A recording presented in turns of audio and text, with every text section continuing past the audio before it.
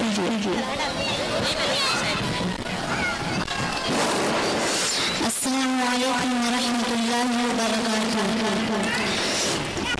اللہ تبارک و تعالیٰ کا بہت بڑا شکر احسان کہ اللہ نے ہمیں اور آپ سب کو یہاں جمع ہونے کی توفیق دی ہے، جن سے ہم بہت ساری دین کی باتیں سننے کو ملیں گی اور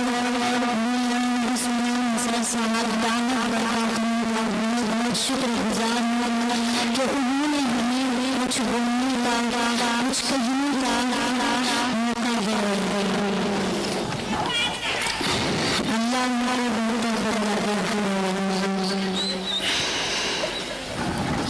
یہ لوگ کون گے اخرا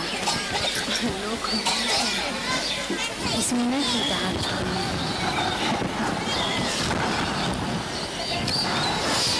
میں اپنی بیان شروع کرنے سے پہلے میں سوچ رہی ہوں کہ ایک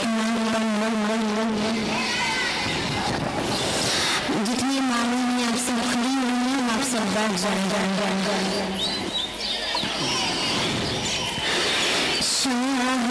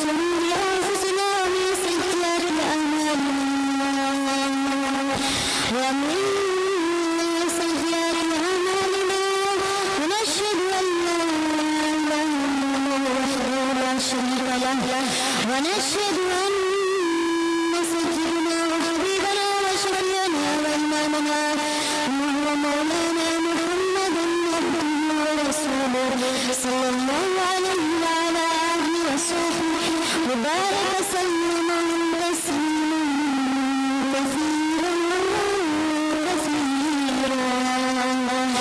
فأعوذ بالله من الشيطان الرجيم بسم الله الرحمن الرحيم يا أيها الذين آمنوا اتقوا الله ولا تتبعوا خطوات الشيطان إنه لكم عدو مبين رب اشرح لي صدري ويسر لي أمري واحلل عقدة من لساني يفقهوا قولي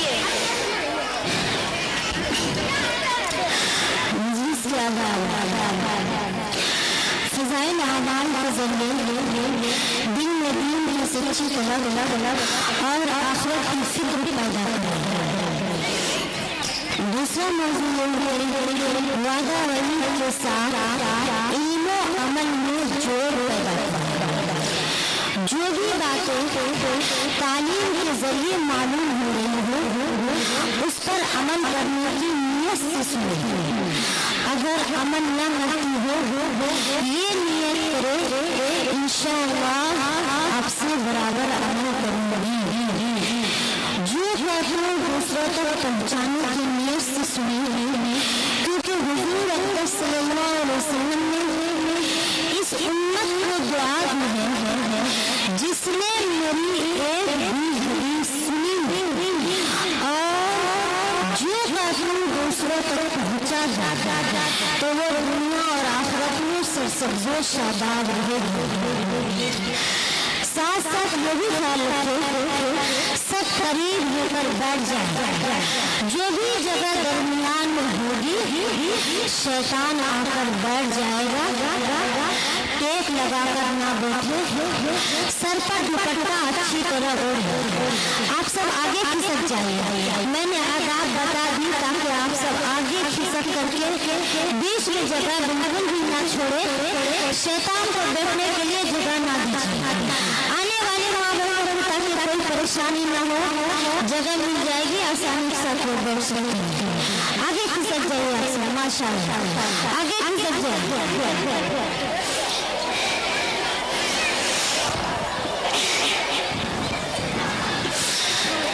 آگے کھسک جائیے. یہاں بھی جگہ خالی ہے. جگہ کو پور کر لیجیے.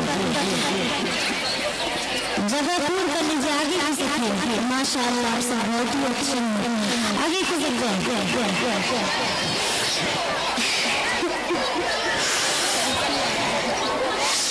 الحمدللہ تمام تعریف اللہ ہی کے لیے ہے. وہ ذات جو ہمیشہ سے ہے اور ہمیشہ رہے گی.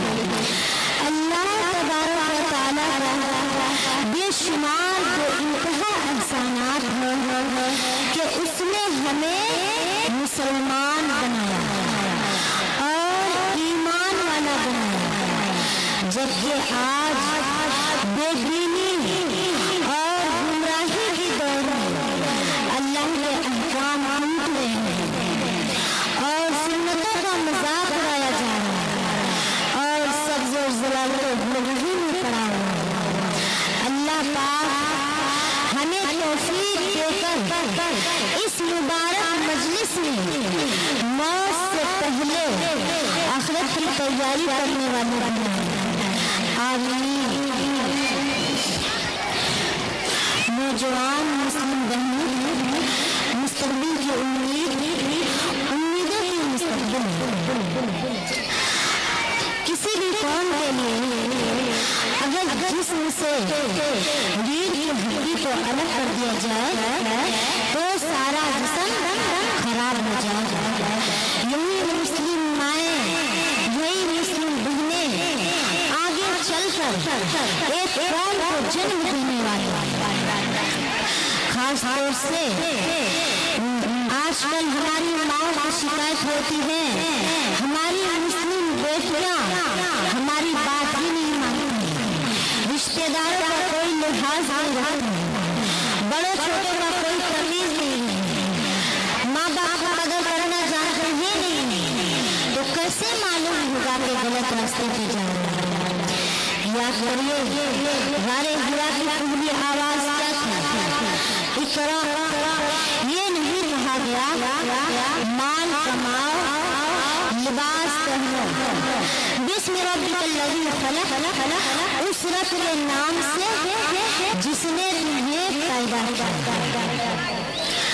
اگر ہم اپنی بچیوں کو صحیح راستے پر چلا رہے ہیں، دین کی تربیت دے رہے ہیں، صحیح ہدایت دے رہے ہیں، تو کیسے ہماری بچی راستے سے بھٹک جائے گی؟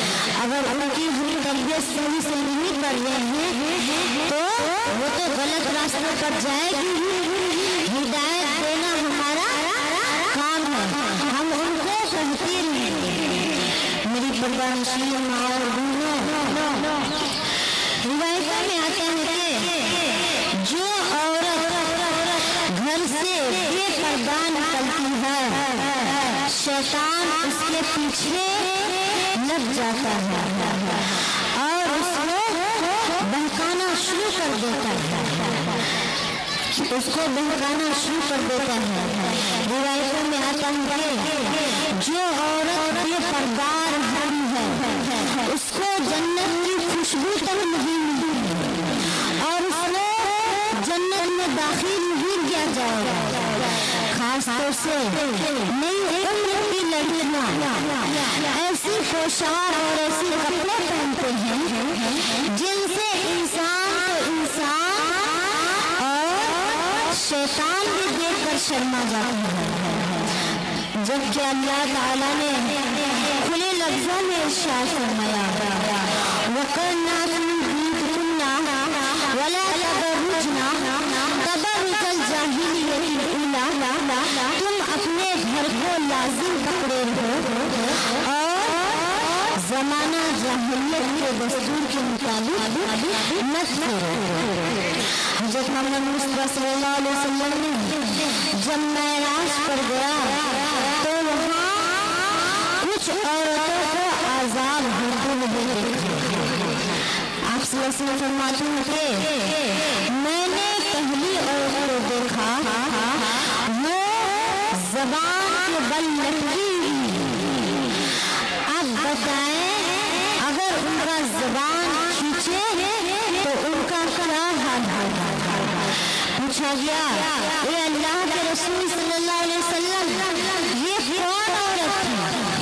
اللہ کے رسول صلی اللہ علیہ وسلم نے ارشاد فرمایا یہ منفق عورت تھی جو اپنے شوہر کے ساتھ بدتمیزی کیا کرتی تھی۔ پھر نبی کریم صلی اللہ علیہ وسلم نے دوسری عورتوں کو دیکھا، وہ پیشانی کے بل لٹکی۔ پوچھا گیا اے اللہ کے رسول صلی اللہ علیہ وسلم یہ کون عورت تھی؟ تو اللہ کے رسول صلی اللہ علیہ وسلم نے ارشاد فرمایا یہ زنا کی مرتکب ہونے والی عورت تھی، اس لیے اس کو اس عذاب میں مبتلا کر دیا گیا۔ پھر آپ صلی اللہ علیہ وسلم نے تیسری عورت کو دیکھا، اس کا پیر سینے پر بندھا ہوا تھا اور ہاتھ ان کے پیر پر بندھا ہوا تھا۔ پوچھا گیا اے اللہ کے رسول صلی اللہ علیہ وسلم یہ کون عورت تھی؟ تو اللہ کے رسول صلی اللہ علیہ وسلم نے ارشاد فرمایا